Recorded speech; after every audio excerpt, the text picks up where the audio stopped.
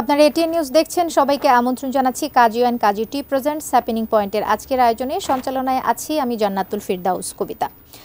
আমরা আজকে একটি গুরুত্বপূর্ণ বিষয় নিয়ে দর্শক কথা বলতে চাই, অর্থাৎ আলোচনা করতে চাই। বাংলাদেশে নারী ও শিশু নির্যাতন দিন দিন উদ্বেগজনক হারে বেড়ে যাচ্ছে। আমরা যদি বলি পরিবার থেকে কর্মক্ষেত্র, কোথাও যেন নারীদের নিরাপত্তা নেই। আইন থাকলেও বাস্তব প্রয়োগের ঘাটতি দেখা যায়। সামাজিক মানসিকতা ও দৃষ্টিভঙ্গির অভাব এই অপরাধকে করে তুলছে লাগামহীন। এই অমানবিক পরিস্থিতি রোধে রাষ্ট্র, সমাজ ও পরিবারের আসলে করণীয় কি? আজকের আলোচনায় আমরা সেই উত্তর খুঁজে নেওয়ার চেষ্টা করব। আমাদের এই আলোচনায় একজন অতিথিকে আমরা আমন্ত্রণ জানিয়েছি। একটু শুরুতেই পরিচয় করে দিতে চাই আমাদের অতিথির সাথে। ব্যারিস্টার মোহাম্মদ জাকারিয়া হাবিব, তিনি বাংলাদেশ সুপ্রিম কোর্টের অ্যাডভোকেট। আপনাকে স্বাগত জানাই আমাদের আজকের হ্যাপেনিং পয়েন্টের আয়োজনে। আসসালামু আলাইকুম। আচ্ছা, আমরা নারী ও শিশু নির্যাতন নিয়ে কথা বলছিলাম। এগুলো তো আসলে অহরহ আমাদের চোখে পড়ছে এরকম ঘটনা। বাংলাদেশে নারী ও শিশু নির্যাতন বেড়ে যাওয়ার আসলে মূল কারণটা কোথায়? ধন্যবাদ আপনাকে, ধন্যবাদ এটি নিউজকে এই সুন্দর একটা পরিবেশ, একটা সুন্দর কোশ্চেন করার জন্য। আপনারা জানেন বর্তমানে এই ধরনের অপরাধ দিন দিন বেড়ে চলেছে, আর এটার জন্য বেসিক্যালি দায়ী হচ্ছে আমাদের সমাজ, আমাদের পরিবার এবং এটার অবক্ষয়। আপনারা যদি দেখেন যে পারিবারিকভাবে যে শিক্ষাটা আমাদেরকে দেওয়া হতো, সেই শিক্ষাটা আর নেই, সেই বাইন্ডিংস বা টাইট আর নেই। সামাজিকভাবে যেভাবে আপনার সোশ্যাল মিডিয়াতে আপনার নগ্নতাকে যেভাবে প্রেজেন্ট করা হয়, এগুলো আস্তে আস্তে কি বলে চারিদিকে ছড়িয়ে পড়ছে এবং মানুষের মনে একটা একটা ভিন্নতা, একটা পরিবেশন তৈরি করছে, যেটা আমাদের সমাজের জন্য একটা অন্যরকম প্রভাব বিস্তার করছে। এই কারণে আর কি বেসিক্যালি এই ধরনের নির্যাতনের সংখ্যা বেড়ে যাচ্ছে একটা প্রতিফলন হিসাবে। আচ্ছা, জানতে পারলাম। সামাজিক এবং পারিবারিক মানসিকতা পরিবর্তনের ক্ষেত্রে আসলে কোন উদ্যোগ আমাদের জন্য সবচাইতে কার্যকরী হতে পারে? এটা অবশ্যই আমাদের পারিবারিকভাবে সচেতন হতে হবে। একজন পরিবার থেকে যদি তার পিতামাতা যদি তার সন্তানকে বোঝায় যে কি বলে তোমার বোন বা তোমার ভাই সমান, দুজনেই সন্তান। বাবা যদি দেখে যে কি বলে একটা মেয়ে একটা ছেলে দুজনেই তার সন্তান, এই ধরনের সচেতনা যেমন জরুরি, ঠিক তদ্রূপ সমাজের দিক থেকে যদি আমরা স্কুল কলেজগুলোতে যদি ঠিকভাবে একটা সচেতনামূলক যদি আপনার শিক্ষা দিয়ে থাকি, যে আপনার শিক্ষার্থীরা যদি কোনো আমরা ব্যবস্থা করে থাকি।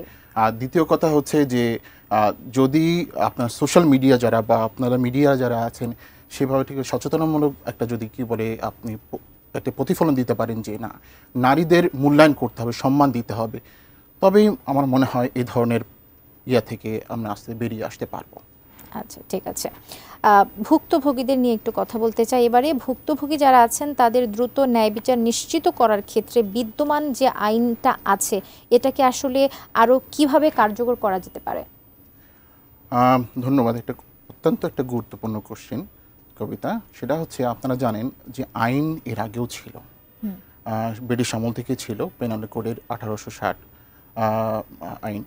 সে আইন থাকা সত্ত্বেও ওই সামাজিক ব্যবস্থার মধ্যে যে আইন প্রণয়ন হয়েছে সেভাবে ব্যবস্থা নেওয়া হয়েছে। আস্তে আস্তে সামাজিক প্রেক্ষাপট অনুযায়ী নারী শিশু নির্যাতন দমন আইন তৈরি হয়। 2000 সালে একটা আইন আসে এবং এই অনুপাতে নারী শিশুদের সুরক্ষা দেওয়ার জন্য বা তাদের বিচার প্রার্থীদের সুবিধার্থে আলাদা ট্রাইব্যুনাল গঠন করা হয়। এইভাবে কিন্তু মানুষকে সেবা দেওয়ার চেষ্টা করা হয়ে আসছে।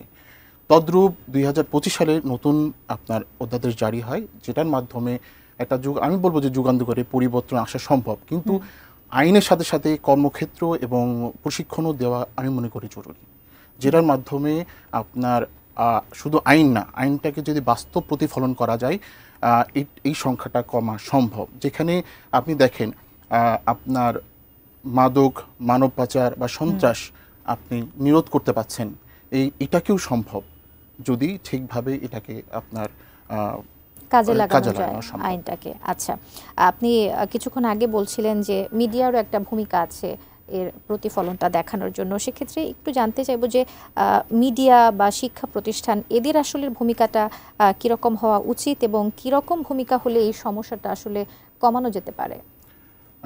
কবিতা, আপনি একটু দেখেন আমাদের মিডিয়াতে বা সোশ্যাল মিডিয়াতে বলতে পারেন টিকটক কিংবা যে ধরনের ভাবে ভালগারিজম প্রেজেন্ট করা হয়, এটা কিন্তু আপনার কোনো ফিল্টারেশন সিস্টেম ওইভাবে নাই। বাচ্চারা দেখছে কিংবা যার হাতে মোবাইল আছে সেই দেখতে পাচ্ছে, এটা দেখে কি বলে একটা একটা তাদের একটা অনুভূতি ক্রিয়েট হয়। কিংবা যদি দেখেন তারা এই ধরনের একটা মানে একটা উৎসাহ তৈরি হয়ে একটা অপকর্মের দিকে চলে যায়। এটাকে যদি আমরা ফিল্টারেশন তৈরি করি কিংবা বিটিআরসির মাধ্যমে যদি এটাকে আমরা আপনার একটা রেস্ট্রিক্ট করে দিতে পারি কিংবা বাবা মার হাতে যদি প্যারেন্টাল রেস্ট্রিকশন যদি থাকে, আমরা অনেকাংশেই এই জায়গাটা থেকে আমরা রেস্ট্রিক্ট করতে পারবো। তদ্রূপ আপনি যদি দেখেন যে বাবা মারা বেশিরভাগ ক্ষেত্রেই অনেক সময় এখনকার বর্তমান যুগে বাবা মা দুজনেই কিন্তু জব করে। এক্ষেত্রে বাচ্চাদেরকে আপনার মানুষ করতে হলে বা বড় করতে হলে দেখা যায় তাকে সময় কিন্তু ওইভাবে দেওয়া হয় না। দেওয়ার প্রেক্ষিতে দেখা যাচ্ছে তারা বিভিন্ন সময় বাসার কাজের বুয়া অথবা টেলিভিশন কিংবা সোশ্যাল মিডিয়ামের মাধ্যমেই কিন্তু তারা আস্তে বড় হয়। বড় হওয়ার ফলে তাদের যখন রেস্ট্রিকশন থাকে না, আস্তে আস্তে তাদের চিন্তা চেতনা মনোভাব ওটা দেখেই কিন্তু আস্তে আস্তে পরিবর্তন হয়, প্রভাবিত হতে এবং থাকে। এই প্রভাবের কারণেই মানে বাচ্চারা আজকে জিরেল হচ্ছে। অর্থাৎ নৈতিকতা বা মানবিকতা, এই যে শিক্ষাটা আমাদের ছোট থেকেই জানার কথা কিংবা পাওয়ার কথা, সেখানের ঘাটতিটা থেকেই ছোটবেলা থেকেই কিন্তু সেই ঘাটতি যদি শুরুটা হয়ে থাকে, মানুষ আসলে সেভাবেই গড়ে ওঠে অনেকটা। প্রযুক্তি ব্যবহার করে কিভাবে নির্যাতন প্রতিরোধ এবং অপরাধীদেরকে দ্রুত শনাক্ত করা সম্ভব হবে? সুন্দর প্রশ্ন কবিতা। বর্তমান ডিজিটালাইজেশনের এই এরাতে বেসিক্যালি দেখা যায় যে আমাদের প্রত্যেকটা জায়গায় কিন্তু সিসিটিভি ক্যামেরা আছে, যে ক্যামেরার মাধ্যমে যেখানেই আপনার অপরাধ সংঘটিত হোক না কেন আমরা খুব দ্রুততার সাথেই কিন্তু এই জিনিসটা সলভ করতে পারি, প্রশাসনের মাধ্যমে হোক বা বিচারের ইয়াতেই হোক। এক্ষেত্রে আরেকটা টেকনোলজি বর্তমানে খুবই প্রসিদ্ধ, সেটা হচ্ছে এআই টেকনোলজি। কেউ যদি অপরাধ করে থাকে, এই ধরনের অপরাধ করে থাকে, তাদের এটাকে ডিটেক্ট করা খুবই সহজ এআইয়ের মাধ্যমে। শুধু তাই না, আপনার ফেশিয়াল এক্সপ্রেশন কিংবা বিভিন্ন টেকনোলজি, যেমন আপনার আমাদের দেশে ডিএনএ আপনার সিলেকশনের জন্য যেসব মেশিনারিজ আছে খুব অল্প সংখ্যায়, এবং এর পরিধি যদি বাড়ানো যায়, টেকনোলজি যদি কি বলে আপনার উন্নত করা যায়, আমার মনে হয় অনেকাংশ কমে আসবে। আমি বলবো না যে কি বলে এটা একেবারে ইভেট করা সম্ভব, বাট ইট ইজ পসিবল, কমে আসতে পারে। আমাদের সঙ্গে থাকুন, আমাদের আসলে আরো অনেক কিছু জানার আছে। হ্যাপেনিং পয়েন্টের আয়োজনে একটা ছোট্ট বিরতির সময় হয়েছে আসলে আমাদের। দর্শক, আমরা আমাদের অতিথিকে সাথে নিয়ে ফিরে আসছি হ্যাপেনিং পয়েন্টের এই আয়োজনে, আমাদের সঙ্গেই থাকুন।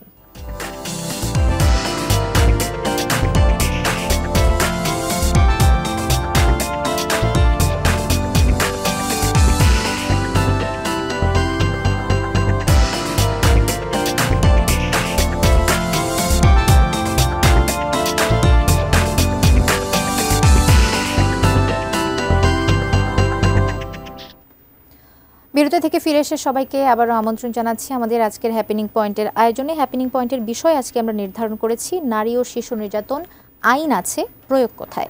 কথা বলছিলাম ব্যারিস্টার মোহাম্মদ জাকারিয়া হাবিবের সঙ্গে, তিনি বাংলাদেশ সুপ্রিম কোর্টের অ্যাডভোকেট। এবার একটু যে বিষয়টা নিয়ে আমরা একটু কথা বলতে চাই, খুবই সেন্সিটিভ, শিশু নির্যাতন নিয়ে যদি একটু জানতে চাই আমরা। অনেক সময় কিন্তু আমরা দেখি যে বিভিন্ন স্কুল, কলেজ, মাদ্রাসা বা সব মিলিয়ে যদি আমরা শিক্ষা প্রতিষ্ঠানগুলোতে যৌন নিপীড়নের শিকার হতে দেখি আমরা বাচ্চাদেরকে, সেটা দেখাটা যতটা মর্মান্তিক, যাদের সাথে হয় তাদের বিষয়টা আসলে বর্ণনাতীত। সেই সমস্ত কর্মকাণ্ডর বিচার ব্যবস্থা আসলে কতটুকু শক্তপোক্তভাবে আমাদের দেশে আছে বা আদৌ ঠিকভাবে করা হয় কি না, করা হলে এই কাজগুলো কেন দিন দিন আসলে বৃদ্ধি পাচ্ছে? দেখেন কবিতা, এই জায়গাটা খুবই আসলে সেন্সিটিভ, কারণ শিক্ষা প্রতিষ্ঠানে একটা শিশুকে, বাচ্চাকে বা সন্তানকে শিক্ষার জন্য দেওয়া হয়ে থাকে। শিক্ষার ক্ষেত্রে যদি শিক্ষকের কাছে এই ধরনের আচরণ হয়, সেটা আসলে দুঃখজনক।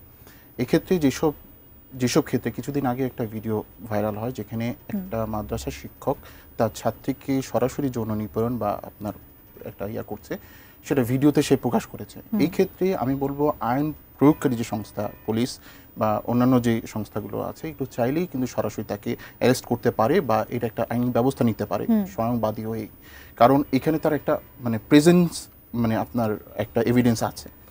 তারপর হচ্ছে যেসব শিক্ষাক্ষেত্রে আপনার এই ধরনের নিপীড়নের কথা হচ্ছে বাচ্চাদের, সেক্ষেত্রে কিন্তু বাচ্চারা ট্রমাটাইজড হয়ে পড়ে। এই ক্ষেত্রে যদি দেখা যায় বাবা মাকে অনেক সময় বলতে পারে না, আমি বলবো বাচ্চাদের ক্ষেত্রে তারা আসলে অনেকে বুঝে উঠতে পারে না আসলে কি হচ্ছে, কি হয়েছে তাদের সাথে, ট্রমাটাইজড হয়ে যায়। এক্ষেত্রে বাচ্চাদেরকে অবশ্যই আমাদেরকে জিনিসটাকে সচেতন করতে হবে। এ ধরনের কোনো কিছু হলে তারা যেন দ্রুততার সাথে তার বাবা মার কাছে এটা একটু ইনফর্ম করে এবং সেই অনুপাতে বাবা মা যেন একটা অ্যাকশন নিতে পারে, হয়তো স্কুল চেঞ্জ করা বা একটা তাদের কর্তৃপক্ষের কাছে একটি অবহিত করা এবং সেই অনুপাতে একটা আইনি ব্যবস্থা নেওয়া। আচ্ছা, আমরা তো বলছিলাম যে নারী ও শিশু নির্যাতন নিয়ে কথা বলছিলাম, আইন আছে, এর প্রয়োগ কোথায়, সেই বিষয়টা তো জানছিলামই।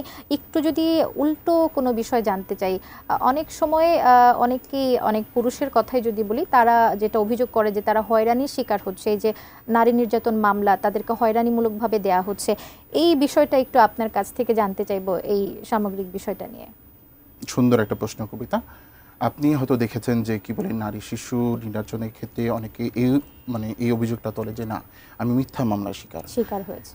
অনেক অংশে অনেক ক্ষেত্রে এটা সত্যি হয়ে থাকে। দেখা যাচ্ছে কিছু কিছু ক্ষেত্রে আপনি একটা উদাহরণ দিই, সেটা হচ্ছে অনেকেই আছে যে একটা মহিলাদের পেশা থেকে যে তারা বিয়ে করবে, উচ্চ কাবিননামা দিয়ে বিয়ে করে কয়েক মাস পরে তাকে ডিভোর্স দিয়ে তাকে একটা মামলা দেওয়া হয়, আপনার যৌন নিপীড়ন বা আপনার যৌতুকের মামলা অথবা আপনার বিভিন্ন ধরনের এলিগেশন দিয়ে তাকে আপনার ডিভোর্স দেওয়া হয় এবং তার কাছ থেকে যৌতুকের টাকাটা আদায় করার জন্য কয়েকটা নিউজও আপনি দেখেছেন। এই ধরনের মিথ্যা মামলা হয়ে থাকে। এই ক্ষেত্রে যদি কেউ যদি মিথ্যা মামলার শিকার হয়, সেক্ষেত্রে যদি কোর্ট কোনোভাবে বুঝতে পারে যে রিয়েলাইজ করতে পারে যে মিথ্যা মামলা, সেক্ষেত্রে যা তৎক্ষণাৎ এর ব্যবস্থা নিতে পারে এবং যে অ্যাকিউজড সেও চাইলে আপনার বাইরে এর একটা আইনি ব্যবস্থা নিতে পারে। আচ্ছা, ঠিক আছে।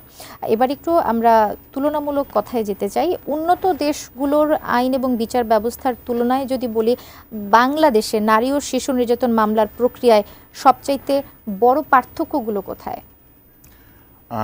ইন্টারেস্টিং একটা কোশ্চেন কবিতা। আপনি দেখবেন যারা বাইরে প্র্যাকটিস করেছে, যদি ওইখানকার নিয়ম অনুযায়ী, ওইখানকার ল অনুযায়ী আপনার খুব সোবারভাবে এবং খুব ডিসিপ্লিন ওয়েতে কিন্তু আপনার ট্রায়ালগুলো হয়ে থাকে এবং শুধু তাই না, প্রত্যেকেই তার বিচার ব্যবস্থাকে সুন্দরভাবে তারা কোর্টে উপস্থাপন করে এবং সুন্দরভাবে হয়ে থাকে। কিন্তু আমাদের দেশের জনসংখ্যা বেশি হওয়ার কারণে, আপনার কোর্ট সংখ্যা কম হওয়ার কারণে, জনবল থাকার কারণে এই জিনিসটা অনেক সময় হয়ে ওঠে না। দেখা যাচ্ছে একজন বিচারক 3-4টা অধিক্ষেত্রে সে বিচার করতে হচ্ছে, যেখানে ওই জায়গায় যদি 3-4টা কোর্ট থাকতো হয়তো সেক্ষেত্রে তার পরিধিটা বাড়তো এবং সে ওইভাবে বিচারটা দিতে পারতো। তদ্রূপ তাদের ওই অনুযায়ী ট্রেনিংও থাকতে হবে। যেমন আপনাদের ইয়ুথ কোর্ট যেটা ইংল্যান্ডে আছে, যদি বাংলাদেশে যদি এরকম একটা ইয়ুথ কোর্ট বা শিশু আদালত, এটা কিন্তু আইনে আছে। এটাকে যদি কি বলে আমরা ঠিকভাবে একটা শিশু আদালতের যদি একটা আপনার জজ নিয়োগ দিই, তার যদি আপনার সেইভাবে ট্রেনিং থাকে, তবে কিন্তু সে সুন্দরভাবে ওই এনভায়রনমেন্টে একটা শিশুকে কিন্তু সে বিচার করতে পারবে। একটা শিশুকে তো আপনার জেনারেল যে বিচার প্রক্রিয়া সেই অনুযায়ী তো বিচার করা সম্ভব না। শিশুকে তার মেন্টালিটি অনুযায়ী, তার পরিবেশ অনুযায়ী তাকে বিচারটা, সব বিচার তো একই জায়গায় একই রকম ভাবে হওয়া উচিত না। হ্যাঁ, সবার আলাদা আলাদা সেক্টর, বয়স, অনেক কিছু বিবেচনায় আপনার তার শারীরিক সক্ষমতার উপরে ডিপেন্ড করে। একজন দেখা যাচ্ছে আপনার মুমূর্ষ অবস্থা, সে বিছানা থেকে উঠতে পারছে না, তাকে তো কাঠগড়ায় দাঁড় করা সম্ভব না। জি। আচ্ছা, দক্ষিণ এশিয়ার প্রতিবেশী দেশগুলোর তুলনায় বাংলাদেশের যে আইনি কাঠামো এবং শাস্তির ধরন, এটা আসলে কতটা দুর্বল কিংবা শক্তিশালী, কি মনে হয়? দেখেন, এইখানে দক্ষিণ এশিয়ার যে সব দেশগুলো আছে, আমি বলবো না যে কি বলে আইনের থেকে আমার দুর্বল, কিন্তু এর প্রয়োগটা বা এর প্রতিফলনটা, এটা বলবো হয়তো জনসংখ্যার ক্ষেত্রে, যে আমি আবারও বললাম সেই অনুপাতে যে আমরা হয়তো সেই পরিমাণ জনবল নেই, এই কারণে হয়তো আমরা সেইভাবে সার্ভিসটা দিতে পারছি না। বাট আইন কোনো অংশে আমাদের কম না অন্যান্য দেশের থেকে। আইন আছে, বাট প্রয়োগের যে সার্বিক যে পরিস্থিতি, ক্যাপাসিটি বা অধিক্ষেত্র, আমাদের জনবল কম, জনসংখ্যা বেশি, এই কারণে আমাদের মধ্যে এই বিষয়গুলো এসে থাকে। আচ্ছা, শিশু সুরক্ষা আইন নিয়ে একটু কথা বলবো। শিশু সুরক্ষা আইনে জাতিসংঘের যে মানদণ্ডটা রয়েছে, বাংলাদেশ তার সাথে কতটা সামঞ্জস্য রাখতে পেরেছে? এখানে এটা তো আপনার দেখায় যায় যে কি বলে বাংলাদেশে যেভাবে শিশুদের সুরক্ষা দেওয়া উচিত বা শিশুদের যেভাবে টেক কেয়ার করা উচিত সেভাবে আমাদের ওইভাবে দেওয়া সম্ভব হয় না। কারণ দারিদ্রতা, তারপর হচ্ছে আপনার জনসংখ্যা, এই সব কিছুই ম্যাটার করে। যেমন আমাদের পথশিশু শিশুরা যারা আছে তাদেরকে যদি সুন্দর ভবিষ্যতের জন্য একটা ব্যবস্থা করা যেত, আপনার চাইল্ড হোম, কেয়ার হোমগুলো যদি ব্যবস্থা করা যেত, কিংবা জাতিসংঘ থেকে যেসব সংস্থাগুলা থেকে যে আপনার অনুদানগুলো পায় সেটা যদি প্রপারভাবে কমিউনিকেট করা যেত, অবশ্যই আমি মনে করি একটা আমাদের মানে ভবিষ্যৎ জাতির জন্য একটা সুন্দর আপনার জাতি গঠন করা যেত এইসব শিশুকে যদি আমরা আপনার লালন পালন করতে পারতাম। আচ্ছা, বেশ কিছুদিন হবে একটা ভিডিও আসলে সামাজিক যোগাযোগ মাধ্যমে ভাইরাল হয়েছে। একটি শিশু, সম্ভবত সে ইংলিশ মিডিয়ামে পড়ে, সে তার বাবা মায়ের নামে কমপ্লেন করতে আদালতে গিয়েছে। এই বিষয়টা নিয়ে আপনার আসলে কিছু কি বলার আছে? এটা আমি হয়তো প্রথমেই আপনাকে এই উত্তরটা দিয়েছি, আমাদের পারিবারিক অবক্ষয়। আমি প্রথমেই বলেছি যখন একটা পরিবারে বাবা মা দুজনেই যখন তারা চাকরি করে বা আপনার কর্মক্ষেত্রে ব্যস্ত থাকে, তার বাচ্চাকে কিন্তু ওইভাবে সময় দিতে পারে না। না দেওয়ার কারণে সে কিন্তু যে একাকিত্ব নিয়ে বড় হয়, সেটার প্রেক্ষাপট থেকে এই প্রতিফলনটা ঘটেছে। আমরা হয়তো জিনিসটাকে দেখে তাকে হয়তো অনেকে অ্যাবিউসিভ কথাবার্তা বলতেছি। বেসিক্যালি এটা এরকম না হয়ে যদি এটা রিকনসিলিয়েশনের মাধ্যমে কেসগুলোর সমাধান আসলে কিভাবে হয়ে থাকে, এই কেসগুলো যদি সমাধান হওয়া উচিত ছিল, জাজকে বা এইভাবে মিডিয়া ট্রায়াল না করে যদি ফ্যামিলি রিকনসিলিয়েশনের মাধ্যমে এটাকে মানে সর্ট আউট করা যেত, এবং বাবা মাকে জিনিসটাকে কি অবহিত করা উচিত যে আপনার সন্তানকে এই ধরনের সময় না দেওয়ার কারণে এই রিফ্লেকশনটা হয়েছে, এটা তাকে রেজুলেশন করতে পারত। এভাবে আনার কারণে হয়তো দেখা যাচ্ছে কি বলে, বাচ্চাটা হয়তো মনে করছে যে না she has win, but ultimately এটা আমাদের সামাজিক অবক্ষয় বলতে পারি। আচ্ছা, আন্তর্জাতিক আদালত বা মানবাধিকার সংস্থার সুপারিশগুলো বাংলাদেশে বাস্তবায়ন করা হলে নারী ও শিশু নির্যাতন প্রতিরোধে কি কি পরিবর্তন আসতে পারে? এটা একটা সুন্দর প্রশ্ন করেছেন। যদি আন্তর্জাতিক মানদণ্ড অনুসারে যদি ইয়ুথ কোর্টের মতো যদি আমাদের শিশু আদালত থাকতো, কিংবা নারী শিশু এখন যে আইনটা হয়েছে, নারী শিশু দমন নির্যাতন দমন আইন 2025 অনুযায়ী সংশোধনের, সে অনুযায়ী যদি দেখা যেত যে আপনাদের সেপারেট কোর্ট থাকতো, শিশুদের কোর্ট, শিশুরা ওইভাবে টেক কেয়ার করে বিচার করা, কিংবা দেখা যাচ্ছে যে আপনার অনেকে দেখা যায় না যে কি বিয়ের প্রলোভনে আপনার হয়েছে, ধর্ষণ হয়েছে, কিংবা দেখা যাচ্ছে জোর করে ধর্ষণ, এই জিনিসগুলো সেপারেট সেগ্রিগেট অনুযায়ী যদি বিচারটা যদি সম্ভব হয়, তবে অনেকাংশে এই ধরনের অপরাধ কমে আসবে। শুধু তাই না, বাংলাদেশের বিচার বিভাগটাকে আমি বলি যে আপনার নিম্ন আদালতটাকে যদি একটু ডিজিটালাইজেশন করা যায়, তবে আমাদের দেশে সুন্দর বিচার ব্যবস্থা থাকবে এবং মানুষ সুন্দর বিচার ব্যবস্থা পাবে। আমাদের দেশে সুন্দর বিচার ব্যবস্থা আছে, কিন্তু প্রয়োগের ক্ষেত্রে আপনি যে আনুষঙ্গিক কিছু সমস্যার কথা তুলে ধরলেন, এই কারণে আসলে এই সমস্যাগুলোর কারণে আসলে আমরা প্রয়োগ সেইভাবে দেখতে পাই না। আমরা আশা করতে পারি আমরা এই ধরনের আইনের যথার্থ প্রয়োগ আমরা দেখতে পাবো। নারী এবং শিশুদেরকে নির্যাতিত হতে আমরা আর দেখতে চাই না। একটি সুন্দর ভবিষ্যৎ এবং একটি সুন্দর দেশ গঠনে আসলে শিশুর কোনো ভূমিকা অপরিহার্য। কি বলবো, একটা শিশুই তো আসলে বড় হয়ে একটা দেশকে প্রতিনিধিত্ব, জাতির সম্পদ হয়ে থাকে। আপনাকে অসংখ্য ধন্যবাদ আমাদের আজকের আয়োজনে এসে আপনার মূল্যবান পরামর্শ দিয়েছেন, সময় দিয়েছেন। ধন্যবাদ কবিতা, ধন্যবাদ এটিএন বাংলা নিউজকে। দর্শক, কথা বলছিলাম ব্যারিস্টার মোহাম্মদ জাকারিয়া হাবিবের সঙ্গে। তিনি বাংলাদেশ সুপ্রিম কোর্টের অ্যাডভোকেট। আমরা আজকে হ্যাপেনিং পয়েন্টের বিষয় নির্ধারণ করেছিলাম, নারী ও শিশু নির্যাতন আইন আছে, প্রয়োগ কোথায়? আমরা আশা করব আইনের পাশাপাশি এর যথার্থ প্রয়োগও আমরা দেখতে পাবো। একটি সুন্দর বাংলাদেশ বিনির্মাণে এর কোনো বিকল্প নেই। আজকের মতো হ্যাপেনিং পয়েন্টের আয়োজন এখানেই শেষ করছি। ভালো থাকবেন, সুস্থ থাকবেন, এটি নিউজের সঙ্গেই থাকবেন।